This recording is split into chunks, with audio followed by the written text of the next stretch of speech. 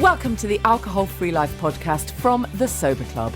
I'm Janey Grace, and this is for you if you've quit the booze or you'd like to, or maybe you're just sober curious. We'll bring you tips and motivation without any judgment, and there's inspiration from quit-lit authors, experts, and sober heroes. Hi and welcome. How are you doing this week? I've had a fantastic week actually because, of course, we had our Champneys Wellbeing break, and it was just great. Really lovely to meet up with like-minded people in that lovely space, and though I say so myself, it rocked actually. Got some lovely feedback, so it was just a great event to do that there, self-care in sobriety at Champneys. So thanks to those of you who came along. We were a very small group, but it was great, and hopefully we'll do some more. And of course, I've just launched my next retreat, which is going to be in Suffolk, 8th to 10th of May. So check that out on the events page at the Sober Club. But also this week, I say I've had a great week. Actually, I had some also unbelievably upsetting news. I learned that someone who's a very big part of my life many years ago died. And man, it was such a shock, a really unbelievable shock. So I had a kind of 24 hours of just reeling, really, just absolutely reeling. And it was sort of interesting. It made me really remember again kind of all those old emotions, you know, in the old days when if something bad happened like that, something that really knocks you for six, you know, I'd have just reached for the booze. To numb the feelings out and to just make the pain go away. But that, wasn't an option. And in fact, I must say I'm thrilled to say that it didn't even cross my mind. There's absolutely no way that the answer to anything lies in a bottle. But I did have to put in place some of my own shtick, if you like. I'm always talking about self-care and just remembering that this too shall pass. And I had to put some of that in place for myself, and I'm pleased to say I was able to do that. But it doesn't take away the absolute sadness. But sometimes when you have a massive thing like that happen in your life, it helps you get things back in perspective again. If you were drifting off, it really helps you kind of really look at what's important to you, you know. And so I feel as though I've been able to do that this week. So I had the kind of high of being at Champneys and then the horrendous low of hearing of this friend's passing. I hadn't seen him for many, many years, but nevertheless, a very important part of my life some years ago. So kind of these highs and lows are part of our lives, aren't they? And there's been quite a few challenges on the Sober Club on our Facebook group this week. You know, people sort of feeling, oh my goodness, what's going on? I want to hit the fuck it button. I've had enough. Isn't it the week of Blue Monday? I think Monday, 20th of Jan is in the UK allegedly Blue Monday, isn't it? So not that we have to make it blue by any means, but I think there can be, our expectations are often just so high, particularly if you are doing dry January or you're ditching the cigarettes or whatever you're trying to change, whatever behaviour you're trying to change. Most of us go in all great guns blazing and fully expect to be completely changed within a couple of days, certainly a couple of weeks. And it really isn't like that. It takes some time. And then, of course, once we do settle into this new who we are kind of thing, other stuff starts to appear. I've often spoken of layers that we need to uncover. And if there are cracks, if there are areas of your life that aren't, exactly how you want them to be, then suddenly you're going to see those cracks in the cold light of day. You're going to actually see them for what they are. And whereas in the past we would have just opened a bottle to deal with it, we can't do that. So, it's complex, this stuff. It can be really complex.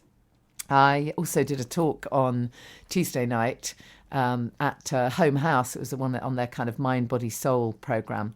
Just shared a kind of version of my TEDx talk, Sobriety Rocks. And it was great, actually, to speak to an audience who were there to hear a whole bunch of talks about well-being. sometimes it's amazing to me that I can do this. Really, first sort of year, I couldn't have spoken about it, but I felt too raw, too nervous. But well, now I don't have an issue, as you can tell.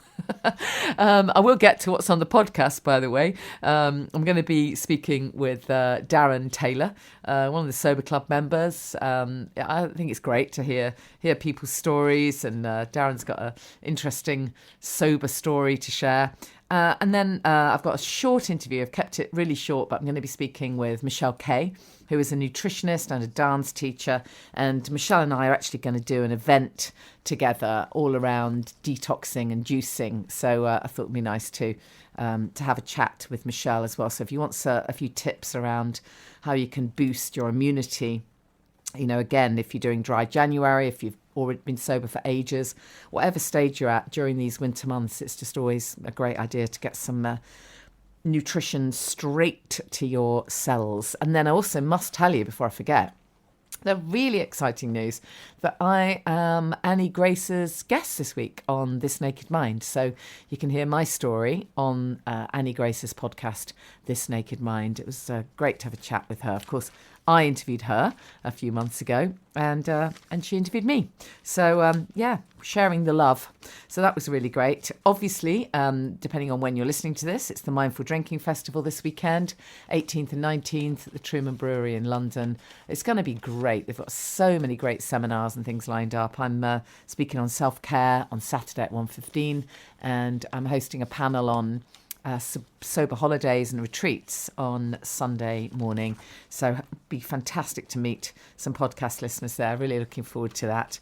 I'm just going to tell you a couple of things I noticed in the news this week. There was a piece about young people reaping the rewards, it says, of a generational swing away from drugs, drink and casual sex. So they're talking here about how a lot more young people are choosing, many more young people are choosing not to drink and take drugs, which is all fantastic. And then juxtaposed against that was this piece that I noticed in the Times, and the title of the piece was "Let the Wine Flow Again," urges Michelin master. And it says here, Michelin-starred chef has said that diners should drink wine by the bottle, not the glass, and has slashed prices to encourage them to do this. So we're talking about this chef called Alain Ducasse, who's the head of a culinary empire that includes apparently his restaurant at the Dorchester Hotel in London. And he's halved the price of wines that normally sell for, small fortune, to encourage people to buy a bottle rather than a glass. Well, shame on you, Alain.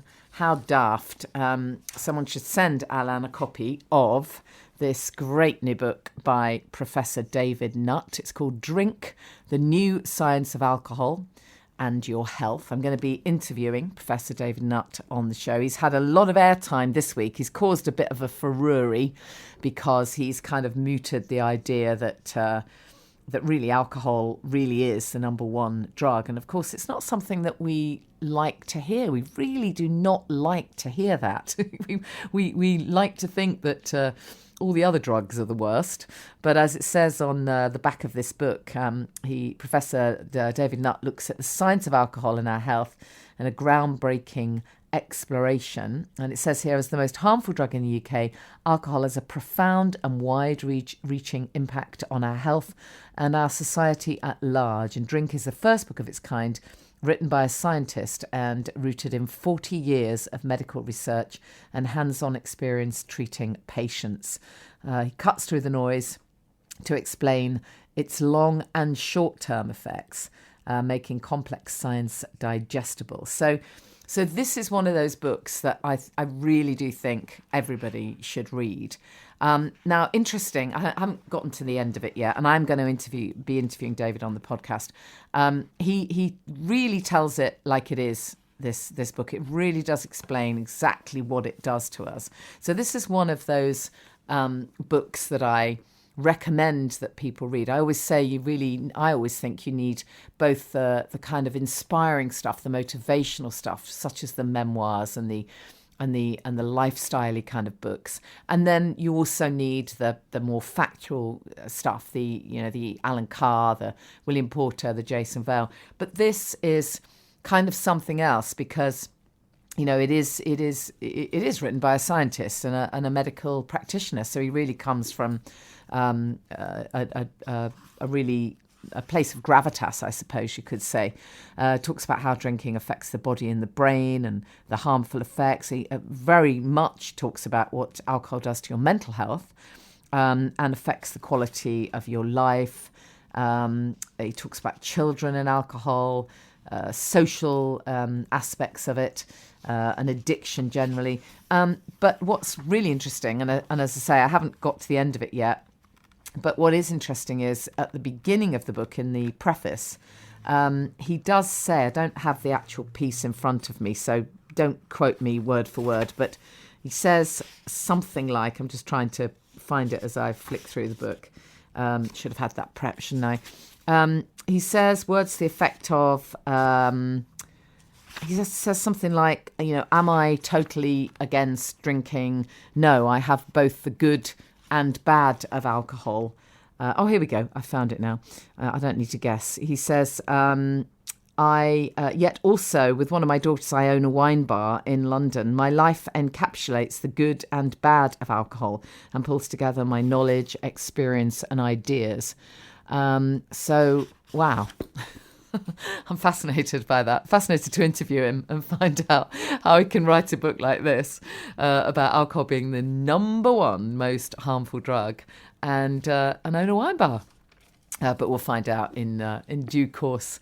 I guess there's always lots of different sides to every story. Let's hear Darren's story, and then after this, as I say, I'm going to talk with Michele Kaye, and we're going to just talk kind of generally a little bit about detox and how we can get the good stuff into our bodies, because when you stop drinking, whether you're a few days in, a few months or even years, chances are that you've already started thinking, how can I feel better? And as we know, you are what you eat. So let's hear Darren first. Hi and welcome. My guest is Darren Taylor. Now, I met Darren when he popped up to one of our events. I think I was interviewing Claire Pooley. It was lovely to meet a podcast listener. And I thought, let's share Darren's story. He's got some interesting stuff going on. So Darren, just tell us a little bit about what you're doing now, and then we'll kind of back up and hear your story. Sure. Well, thanks for having me on, firstly. And for me, it's quite interesting because I'm 8 months into my sobriety now, and I've found that through the medium of Instagram and a website which I've set up called the Uni of Everyday Life, it's taking something away from the concerns that I had, maybe of not a relapse as such, but to start drinking again. And it's given me a new focus, and the whole sobriety at the minute is, it's a massive thing, as you well know. So to be involved in that is great, and it's taking up, quite a lot of my thought space, but in a good way, I suppose. So it's almost by being involved more, it's keeping you on track. Yeah, I think that's really true. Yeah, absolutely. I mean, I don't want to get ahead, but I've had a 4.5 year probable, what I would call a whirlwind, with ups and downs and stopping and starting drinking. Well, let's talk about that. I mean, we'll talk more about your website in a while, but let's talk about your drinking career then. What was it like for you, and what was the sort of catalyst for making the changes? Well, the catalyst really was quite a few mistakes along the way. When you have a drinking career which has probably lasted, I would say, 25 years, at the end of it, it's going to come to a head. Now, for me, I think, it was normalized when I was younger. I had 2 older brothers that were 10 and 12 years older than me. And, they were going out and drinking. My dad always went to the pub on a Saturday without fail. Yeah. And, it was normalized. And then as I grew, I became just within that culture, I guess. And my job, at the time was such that I was traveling here, there and everywhere with a lifestyle on expenses. And, I don't mind admitting that there's an element of it went to my head and the ego took over and, the demon pulling the strings as he does. Then I was on the road to breakdown, to be quite honest. So the drinking really ramped up when you were sort of traveling, and it was part of your work as well. Yeah, that's right. I mean, it was part of my work. It was entertaining people, and being away from home. So I was living one life while I was working away from home. I'd get up at stupid o'clock on a Monday, and it would be maybe the Thursday, Friday, or even the Saturday afterwards when I would come home, to my family, who, my wife had the 2 kids for the week. She could do with a break. The kids wanted my attention, and I was absolutely shattered. So it got to where I was thinking, oh my God, I want to be away again. And that was because it just got too much, and it was a different life. So something. And when did you, when did you decide that something needs to change? And what were your thoughts at that time about how you might go about making those changes? What did you feel the options were for you at the time? Well, in 2014 is when it probably came to a head, and I thought, well, stupidly, I just need to cut down on my drinking. I'll cut down, and everything will be okay. So I tried that, and inevitably it just got worse again. Yeah. And over the next 4 years, actually, it did get worse with the secret drinking.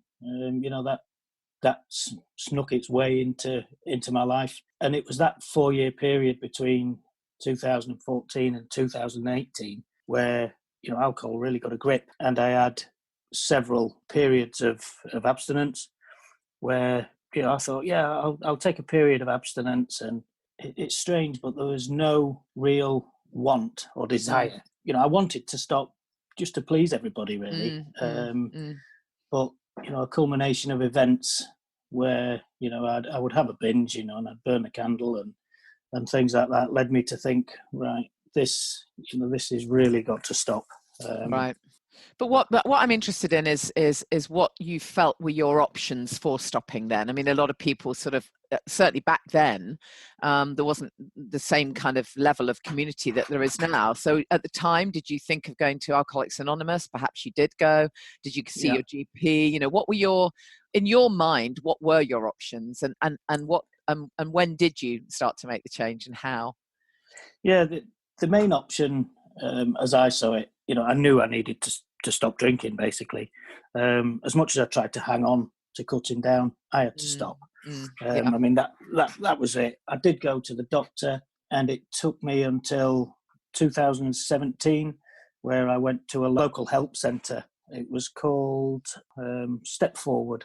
It was a strange situation because I went there and it didn't do anything for me, really. So inevitably it didn't get any worse. I tried counselling with a few different people, and I can remember coming out of one counsellor and drinking a bottle of wine after I'd been in there to see them, which obviously not ideal, is it? It's not ideal, no, definitely. No. But then eventually I met a lovely lady who was into NLP, the neuro-linguistic programming, and she helped me come to terms with my emotions, with the inside, because for me it was obvious that there was a lot of things that had gone on, from the death of my mum to various things which I'd not dealt with. And it was understanding that. In addition to that, I did go to Alcoholics Anonymous, but I tried the online version. All right, I didn't know there was one. There's a whole Skype international community that you can use, and it really did help. But it got to a point where, having gone through some of the steps, I really realised that it wasn't for me, and that was mainly because of the they say that there's not a religious side to it, and I know AA has done wondrous things for lots and lots of people, and I will never ever knock what it's done for me, because it gave me a basis, but it just wasn't for me. I know there's a few people of the same, have said the same thing. I probably drifted away from that in probably April, May Yeah. And then I found the Instagram community, because before that I'd never, I'd always shied away from social media. I've never really wanted to do it. So it was quite an eye opener to see the amount of people that's going through either the same thing or at varying levels, and the support that you can get from that just by reading people's comments and looking at the different photographs, and then it moves on to listening to your podcast and the Sober Club and all these wonderful things that I never knew existed. I know. And so that's the amazing thing, isn't it? It's fun. It's when you suddenly realise that there's a joy in sobriety. It doesn't have to be miserable. yeah, and it definitely doesn't, because in the last few months, my whole thought process has changed so much. I mean, yes, it is difficult. The first 30 days and all that is horrendous, to be honest. Depending who you are. I mean, I had a few attempts. The last one being different because I don't know what it was. It's really, really hard to explain, but it's almost as if I realised I must have a guardian angel watching me to be here. Really? And also, and for some of the just stupid things that I've done, I could have lost my job. I could have easily lost my marriage, and I haven't done. And it was almost after the last, let's call it mistake or binge or whatever, I could have lost my job. And I thought I wasn't feeling the guilt as much. Yes, I was remorseful, but I felt, wow, that was just a learning experience. You really now cannot and do not want to drink again. Yeah. And it was almost as if something in my brain had said, yeah, I don't want to drink anymore. I just don't want to. And that's it.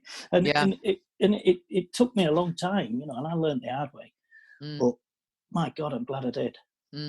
That is really the kind of light bulb moment, isn't it? When you realise that you actually don't desire to drink again. It's a real light bulb. It was for me. I mean, because in the beginning, I always find it difficult to say to people that never say never thing, that, oh, is it forever? It's very difficult to kind of decide that you're going to quit forever when you're in it, when you're involved in it all. It's so difficult because you're in your mind, you can't see a life beyond alcohol. And so for most people, you have to kind of start small. You do have to do the one day at a time thing, do your challenge or whatever. And that's why I always say to people, don't do a dry January or a go sober for October and then drink at the end of it. Just please give yourself longer than that. But then once you've broken through and you suddenly catch sight of, hold on a minute, I don't actually desire a drink. That's massive, isn't it, that feeling? It's immense. And, I think that's what failed me the times before, because, I still wanted to drink, but I felt I couldn't. Yeah. Exactly. And, that's it, and I felt I couldn't because, my family is everything to me, and I was going to lose that if I did. Yeah. And I was using that, not as a mask, but I wasn't using it as an excuse, but I wasn't getting it clear in my own mind. And then once you have that moment, like you say, it's like, oh God. And then you start suddenly thinking, oh my God, I can do this and I can do that. And so what do you think was the main difference this time then? What was the key to you getting to that point where it was no longer a chore and a misery to have to stay sober? It was actually your choice. Do you think it was the connection with the community and connecting with other people and catching sight of different life? What was that the kind of key factor for you? Yeah, it's a multitude of things, really. I think, yes, everything you've said there, certainly the understanding of the sober community that's out there and the fact that you're not alone, you're definitely not alone. Obviously, people are at different levels. Understanding the real reason that I wanted to stop for my family and that desire to want to stop. And then, over the previous 4 years, it's as though everything came together at once. From the thought process with the NLP techniques, I was more open about it in the latter periods to people and saying, look, I am stopping drinking. Yeah. Instead of saying to people, I'll be round and we're going for dinner at so and so's house this evening, I'd go round and it'd drive me insane because everybody else was having a glass of wine, and under normal circumstances, I would have well, I definitely have had more than anybody else. But, Mm. you know, just saying to people, do you know what? I'm done with drinking, and you might not see me for a while because I'm going to get my head together and I'm going to absolutely, I'm going to nail this. Yeah. And it's something that I want to do, for you. And I think I posted on Instagram the other day because my wife had said to me, "Oh, we don't see X and Y anymore," and she says, "Do you think it's because you don't drink?" And I said, "Do you know what? I don't really care. Yeah. If that's the case, Well, it's really true. Relationships, bye-bye. Relationships do go by the wayside sometimes, and it's the way it is. It's absolutely true. I'm really interested in the fact that you worked with a NLP practitioner, neuro-linguistic programming, as you say, and I'm a really big fan, if you like, of lots of these techniques. To what extent do you think it was important for you to, if you like, address some of the root causes of why you ended up in that place? Was that a big part of it, do you think? I'm just really interested in your experience of using that sort of therapy in inverted commas to enable you to face stuff. Really, that's what it is, isn't it? Because when you're just drinking all the time, you're numbing out. We've all got stuff going on in our head, or maybe it's in our subconscious mind, or stuff in the past. We've all got a ton of baggage, and mostly over the years we've just become really good at just numbing it all with booze. So how important was it for you to address some of that with NLP? Maybe you could just describe some of the how it worked for you, or some of the benefits, part of the experience. I could probably explain that maybe with an analogy. And if you think of an iceberg, well, you see this bit shining on the surface, and that's the bit that everybody thinks is wonderful and it's fine, but 90% of it is underneath the surface. As many seafaring goer will tell you, it's that bit that you need to be careful of. Because it's that bit that can lead you to catastrophe. Sure. And I was a bit like that. So I had all these emotions that were under the surface, yet on the outside I was all magical and fine and everything's great. What the NLP did was, it takes you into that, but it just changes your thought process and makes you think about things more positive. There's various techniques that you can use from anchoring and things like that, which is great, incidentally, for cravings. So for anybody that doesn't know, anchoring can be a part of you. I've actually got a bracelet which my wife gave me, and it's something that if I ever feel down, I can hold that, and it's almost as if it takes me back to my into my bubble. I'm often referring to being in my sober bubble. I quite like my sober So it's almost bubble, like a little, when you say it's like a little reminder, a little token, if you like, something that takes you straight back to the image you've created, or the feeling that you want to have, rather than allowing your mind to go off on its own trip. Yeah, absolutely. And it just gives you that little bit of focus to say, this is why I'm doing what I'm doing.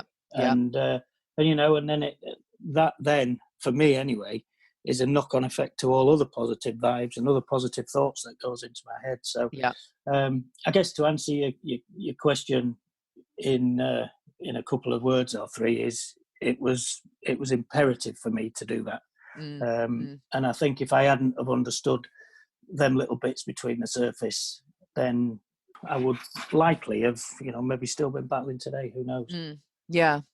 It's really true, and I think that as we say a lot, I say this a lot, but just because you've ditched the booze doesn't mean that you won't have stuff thrown at you, that crap still won't happen, that it's not magic. It's not a magic bullet for everything to be perfect in your life.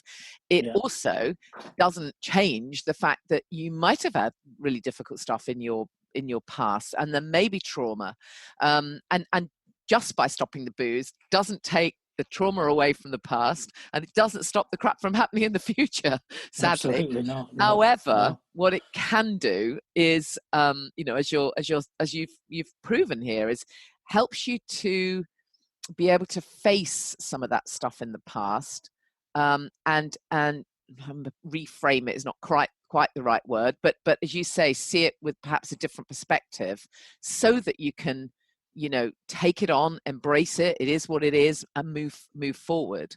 And then moving forward, it's all about the resilience, isn't it? And I'm guessing that tell me some of the benefits you feel now. I'm guessing feeling stronger and resilient is one of them. Absolutely. It's, stronger, resilient, more alive. I wouldn't say that, I've got more common sense. I mean, I am a man after all, and apparently I'm told that I ain't got that much common sense. But well, you have started the uni of life, so I think you've got a fair bit of common sense. You've got you've been to the University of Life, haven't you? Yeah, I have, and it's a wild one way ride, or another. I can tell you. Yeah, absolutely. But no, I mean, the benefits are just immense. I mean, personal benefits, obviously, but I mean, my children are, I've got an 8-year-old girl and a 12-year-old boy, and, I find so much pleasure just picking my little girl up from school. I know. Being present for your kids is massive, isn't it? Yeah. It's massive. And I can't express that enough, just that feeling of that family and that connection that I'd overlooked for years whilst I was living, doing this, flying job and all this kind of thing. Yeah. And so easy to overlook it. And I know people that's done it, and I know a lot of people that's ended up divorced and done things. So, I'm grateful that, throughout the years I've had some ups and downs, but I've managed to come out the other end, and I'm so pleased for that. Yeah. But mainly it's the family, the sleeping, just everyday life. Yeah. It really is. And it must be great that you must have sort of made an impact amongst some of your colleagues and friends, some of the ones that have stuck around. Do you find that you kind of end up, and I know that you've got your website now and you're writing blogs and stuff, but even before that, I'm guessing you find that you almost, whether you want to or not, you're shining a little bit of a light out there, and people will notice that, won't they? I mean, I guess, as you say, some friends fall away, but others, I'm guessing, kind of come to you and go, well, actually, Darren, I've got a bit of a problem. Tell me how you did it. Yeah. Do you know what I have as well? And they all say, how do you do it? And I say, well, it's hard work, mate. You've got to put it in. But yeah, the people that have come along to me and said, I really, really respect what you're doing. It's amazing. And in this society that we're in, it's pushed down our neck so much, and it's really rammed in our face. And you mentioned the dry January, and it's all a big thing. Yeah, dry January, but a week into it, everybody's planning a big bender at the end of it, and it's like, well, what's the point in doing dry January? And a lot of my friends are in that society thing, and they always want to ask questions, and they're always really supportive. And I'm never going to say to anybody, you shouldn't drink. It's your choice at the end of the day. But what I will say is, there's a whole world outside of there which you just do not need it.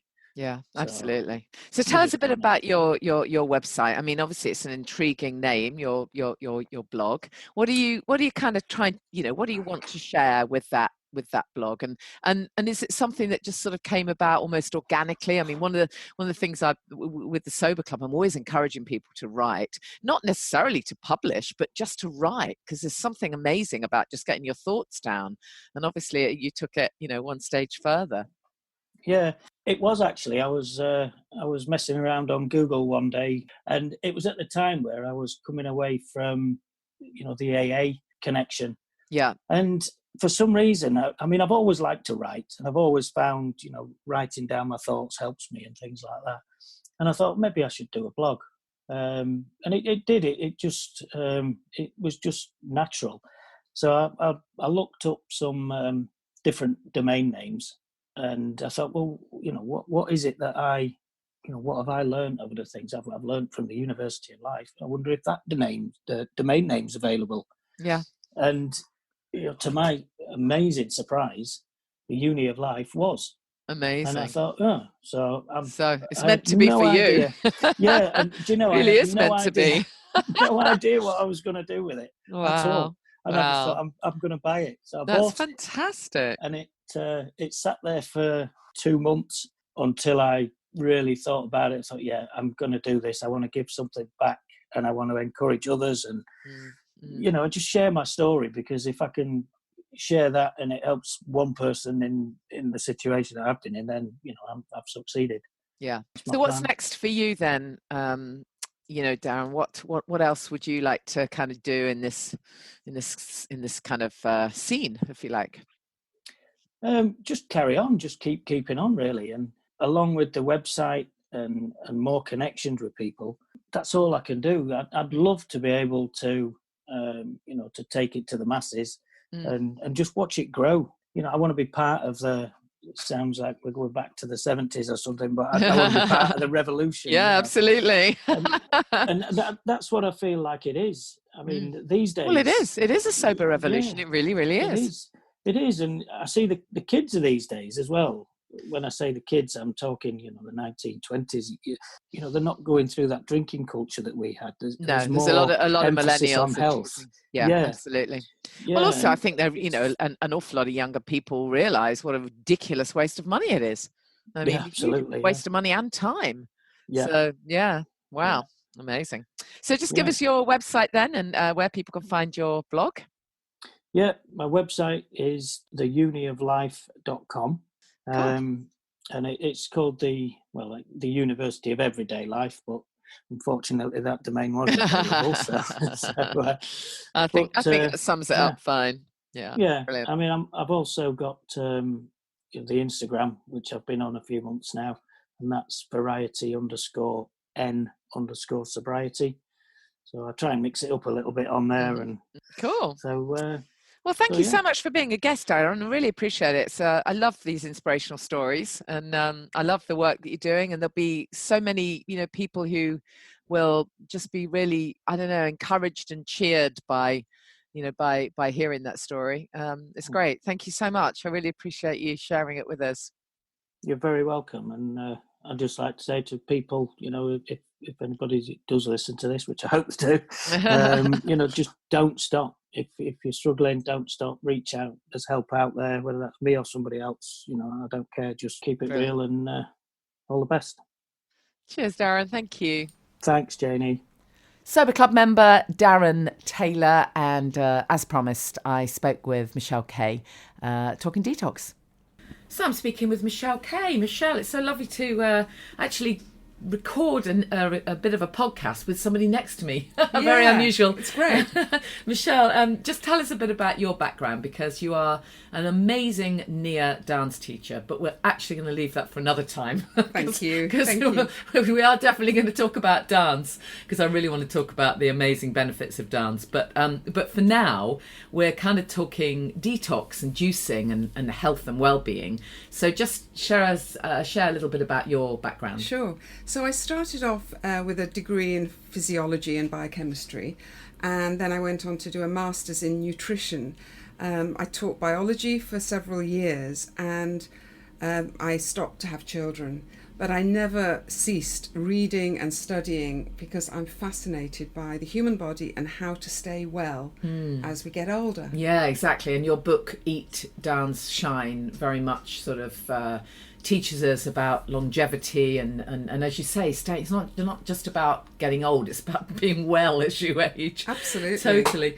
So let's talk detox then, because obviously this is the time of year when a lot of people have decided that it's a good time to or ditch the booze, obviously, with dry January, a lot of people giving up various things and lots of people doing detoxes. But for you then, what does the word detox mean, and why is it important that we treat ourselves to some form of detox? Well, we live in a very polluted world, and we breathe in toxins, we drink them in our drinking water, and then if our food is not optimum, for example, it's not organic, which is impossible to do 100% of the time, then we are taking in pesticides and herbicides, not to mention GMOs. So our bodies are toxic, and this is the yummy time of year to sort of ride on the wave of being motivated by January detox, February detox, that sort of thing. So I just think it's a great time to get carried along with the enthusiasm and motivation to do it now. Actually, it's ideal to sort of detox as you go along, because we once a year is not enough. Yeah, I mean, I know there are medical professionals who say that all of this is absolute nonsense, of course, and I've read many times medical professionals saying that there's absolutely no need whatsoever for any of us to detox in any way, because our bodies do that naturally. What's your response to that? Well, it looks to me like they're in denial. Without swearing. Yeah, and also, they had very little nutritional training. Well, yeah, that's true. And then also dentists feel fine about using mercury amalgams. So, and there's so much evidence that shows that the mercury does leak into the rest of the body and into the brain. So I would say that they are in denial. Yeah. So let's just talk about juicing and smoothies particularly. We're going to do our little workshop together, and if for anyone who's in Hertfordshire in the UK. But I've been, in my sober club, I've been doing a little juice challenge. It's been great fun because we've just been looking at juice shots and introducing people to the benefits of juicing, and sort of touching on smoothies. But what would you say are the benefits of juicers and smoothies? I mean, I know it's a subject for a whole hour-long kind of podcast and workshop, but in a nutshell, why do you feel this is a great way of getting the nutrients in? Well, the majority of nutritionists around the world would agree that we need to eat more plants and move towards a plant-based diet to alkalize our bodies, to slow down the inflammation, or we can call it inflammaging as we get older. It's a wonderful term. Yeah, that's a great word. So it's a very simple way of absorbing large amounts of nutrients.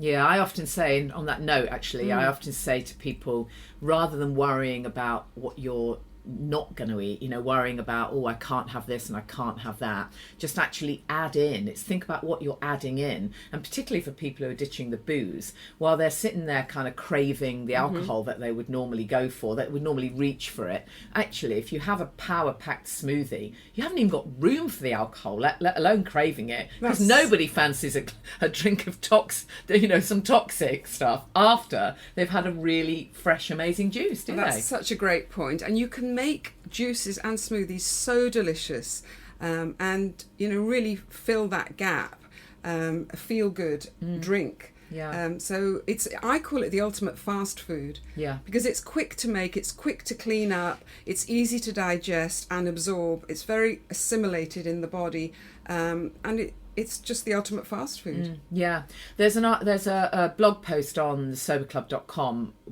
called The Lowdown on Juicing, where I've got a whole load of information, and you can look at the various different sort of juicers and blenders to buy. So we won't get into all of that now, but could you give us an example maybe of one really nice, fairly simple recipe that would be really good, particularly for people, well, for anyone, but particularly if we want to replace some of those nutrients because we've stopped drinking and we know that everything is recalibrating? Yeah, sure. There's a very nice detox smoothie that I enjoy making several times a week. I use blueberries and bananas and a good handful of coriander.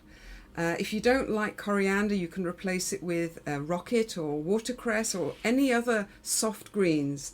Add to that a teaspoon of spirulina and either orange juice or water to blend, and it's really delicious and highly nutritious, and it will draw some toxins out of the body. Amazing. So all we'd need for that one is actually a blender then. You wouldn't even need a juicer. You could just use a blender for that. Yes. And I guess we could replace orange juice with coconut water or whatever you like, I guess, to taste. And presumably it comes out a nice, rich, greeny blue, does it, if you've added spirulina? Yeah, the blueberries create quite a purple colour, and then it gets slightly modified by the spirulina, but it is a really strong colour. And why is that one good for us then? Well, the blueberries are very good for the brain, and the coriander and the spirulina will draw heavy metals out of the brain, so you start to feel more clear-headed. Yeah, amazing. And then, so what would you say then for anyone who's kind of thinking, I want to sort of introduce some of this into my life? What's your kind of top tip for getting started? Well, I would say take one day at a time and just promise yourself that during that day you're going to make one of these smoothies for yourself as a treat. Yeah. And put it in your diary. Tell someone that you're going to do it. Invite a friend to do it with you. Get on the phone and say, I'm making mine now. Have you made yours yet? Exactly. Just do it with somebody. That often helps. And just start by tasting it. And then, pretty soon you'll be wanting one. Exactly. And on our event that we're going to do together then on February the 4th, I know when I first got into juicing, I'd sort of read about it and I'd bought a juicer. I didn't quite know what to do with it. And it wasn't until I was on a Jason Vale workshop, it wasn't until I actually watched Jason physically put chunks of stuff and like hold in his hand a whole small apple and a chunk of broccoli, and then cut the broccoli stalk, and then watched him kind of physically put that through the juicer, and then watched him pour some of the juice into the blender and add other stuff. When I'd seen it, I suddenly got it. Yes. So I'm guessing that's what we're going to do, right? Absolutely. I lead several workshops a year, and I'm always making juices and smoothies for people, and we discuss the benefits. What's the difference between a juice and a smoothie? What sort of machines are ideal? I mean, it's obviously too much to go into here, but it is great to get yourself to a workshop where you actually see it happening, as you say. It's just actually trying it. When you actually do it and you can see the quantities, and also it's not an exact science. That's what I love about it, Yeah. that you can really adapt it for what you have, and also the amounts, and adapt it for taste. Yeah, exactly. So we can find more about your work at michellekaye.com. Exactly. And I'll give more details out about the event. Thank you, Michelle. Thank you, Janey. So if you're close enough to London or Hertfordshire, check out the event that I'm going to do with Michelle on February the 4th, Tuesday evening, 7 o'clock. We've just found a funky little coffee shop in a place called Kings Langley in Hertfordshire. It's about 25 minutes from London on the train. Very limited tickets, obviously, because it's tiny. And we're going to actually do a little juicing demo, talking about juices and smoothies. When I first kind of found out about juicing and heard of the whole concept of packing all this stuff into a glass, all the greens that you can't possibly eat enough of, I kind of couldn't get my head around it really until I watched Jason Vale on a juicing workshop, and suddenly I got it. I suddenly understood exactly how you do it. So we're going to be doing a little bit of that and sharing favourite recipes and sharing some of the science behind it. Michelle is a nutritionist, and obviously I'm going to be talking about getting the buzz without the booze. So this is perfect for you, whatever stage you're at. Doesn't matter if you've stopped drinking or you're thinking of it, or if you've been sober for ages. And the ticket price includes a juice and a smoothie, and of course lots of recipes, and a lovely excuse for a meetup, really. So Tuesday, Feb 4th, you can go to thesoberclub.com and do the little drop-down menu, click on events, and you'll see it there. Or you might might pick it up on Facebook as well. It's called Let's Talk Detox and Getting the Buzz Without the Booze. Don't forget, my next retreat, if you want to get in quick, is 8th to the 10th of May at Inner Guidance in Suffolk. The last one sold out super quickly. So don't miss out on that opportunity if that's something that you like the idea of. There's yoga, meditation, a gong bath, lots of lovely walks. We're going to be doing some inspirational teaching sessions. Hopefully I'll be putting together something else at Champneys as well. I love being able to connect with people on this stuff. It's just amazing how, this phrase, the opposite of addiction is connection. It really, really is. So look forward to meeting some of you on one of our events. And by the way, I know I get these emails from people saying, oh, why can't you do something on Australia? Well, I really hope that that's going to happen at some point. And I did have one woman say, oh, I saw your retreat that you're doing, and can I have some more info? So I sent her the info, and then she said, oh no, on the pic it said spring retreat, and I thought you meant Spring, Texas. Next time, maybe, you never know. I will see you same time next week. Don't forget to check out Annie Grace's podcast, This Naked Mind, and you can hear more of my story on that. Oh, by the way, I forgot to tell you, I am also interviewing Catherine Gray for her great new book, The Unexpected Joy of the Ordinary. She's on BBC Radio 2 with us this week. And then, obviously, I had to borrow her for the podcast too. See you soon. Thank you for listening to the Alcohol Free Life podcast. I'm Janey Lee Grace. Please go to thesoberclub.com. Listen to more podcasts, read our blogs, enter our competitions, grab yourself a free PDF, Self-Care in Sobriety, and check out our online community,